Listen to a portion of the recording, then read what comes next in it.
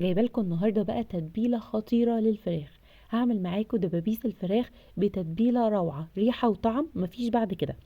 لو انتي اول مره تشوفيني يا ريت تشتركي في القناه، ولو عجبكم الفيديو ما تنسوش اللايك والشير، ويلا بينا نبدا. معايا كيلو من دبابيس الفراخ، نص كوبايه من الزيت، لو عندك زيت زيتون يبقى احسن، عصير بصله متوسطه، عصير ليمونيه كبيره وبشرتها وخدت البشر بتاعها، توم مفروم وجنزبيل فريش مفروم. والبهارات بقى اللي معايا نص معلقة من البابريكا، كركم، نعناع ناشف، وكمون، وكزبرة، وطبعا معايا ملح وفلفل. هسيب لكم كل المقادير تحت في الديسكريبشن بوكس. معلقتين كبار من الصلصة، وعلبة زبادي صغير. اول حاجة هجيب كده الدبابيس بتاعتي، وبالسكينة هعمل فيها فتحات كده، فتحتين او 3 على حسب حجم الدبوس اللي عندي، علشان التتبيلة تخش كده جوه اللحم ما تفضلش على الجلد من بره. هجيب بقى بولة كبيرة شوية وهنزل فيها بكل المكونات اللي عندي. حطيت الزبادي والصلصة والبهارات، جنزبيل المفروم، لو ما عندكيش جنزبيل فريش تقدري تستخدمي البودر، بس طبعا الفريش هيبقى احسن. نزلت بقى بالزيت وعصير البصل وكمان عصير الليمون، وظبطي الملح زي ما تحبي. انا حطيت على الكمية دي 3 معالق صغيرين من الملح، وكان الملح مظبوط جدا جدا. حطي الملح اللي انتي تحبيه. هنقلب بقى كل المكونات دي مع بعض كويس جدا لحد ما يختلطوا كده مع بعض بالشكل ده، وبعد كده هضيف عليهم الدبابيس.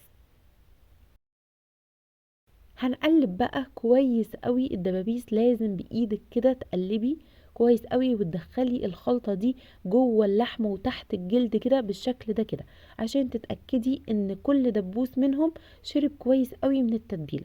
حقيقي مش قادرة اقول لكم الريحة كانت عاملة ازاي، ريحة الليمون مع الجنزبيل والثوم بجد حاجة خطيرة.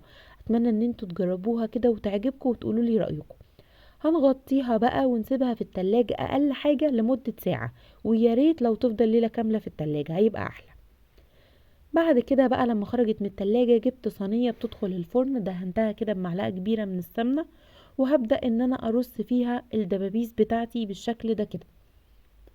بدخلها فرن سخن على درجة حرارة 200 في الرف المتوسط، وبتاخد من ساعة لساعة ونص على حسب الفرن بتاعك وعلى حسب حجم الدبوس. وده كان شكلها بعد ساعة بالظبط، من غير كمان شواية ومن غير اي حاجة. تتأكدي ان هي استوت، لو احتاجت معاكي سوا بتسيبيها شوية كمان.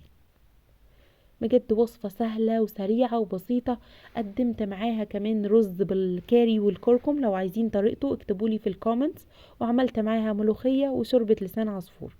بصوا بقى، بصوا كانت مقرمشة من بره وطرية جدا وجوسي من جوه. بجد من احلى الوصفات اللي انا عملتها للدبابيس، كانت خلطة وتتبيلة روعة. اتمنى ان انتوا تجربوها واتمنى تعجبكم، وهستنى رايكم في الكومنتس.